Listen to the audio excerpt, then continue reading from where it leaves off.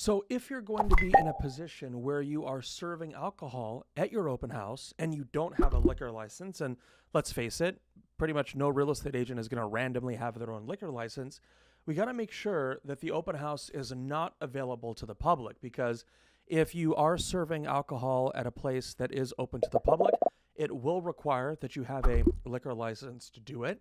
Now, how do you make sure that the open house is not open to the public?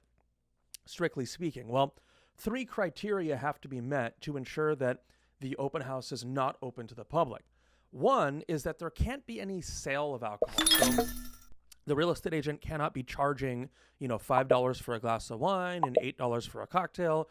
You have to make sure that there's no actual sale of alcohol happening at the open house. Now, most of us are pretty okay with this, right? No one's going to charge for liquor at an open house or charge for a drink at an open. So this is probably not something that most real estate agents have to worry about. We're not going to be charging for the sale of alcohol. The second test is that the premises cannot be maintained for the purpose of keeping, serving, consuming, or disposing alcoholic beverages.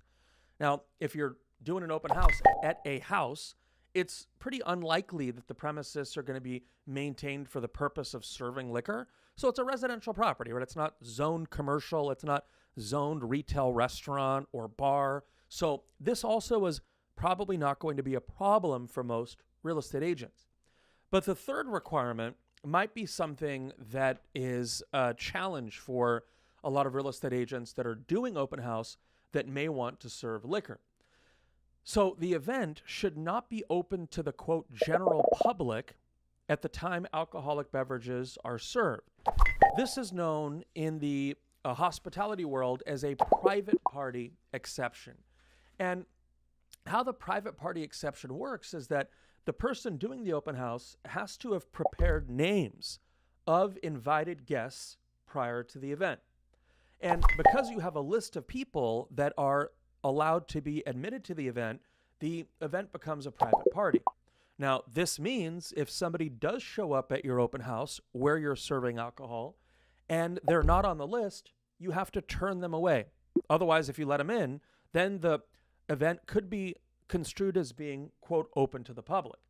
Now, if any person not on the list is admitted to the event, again, it could be considered open, and then a license would be required to serve liquor.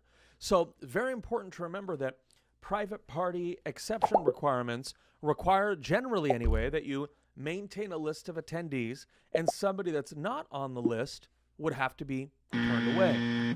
Now, again, it's important to remember that there could be some liability on the shoulders of the real estate agent if alcohol is served to someone that's under 21.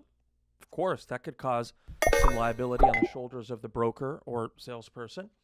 And if you continue to serve alcohol to someone who is obviously intoxicated or is a, quote, habitual drunkard, this could also create some liability on the shoulders of the agent. So we want to be smart about it. Make sure that if you are serving wine, let's say, at an open house, that you have proper protocol that's being followed to make sure we limit our liability at some of these open house events.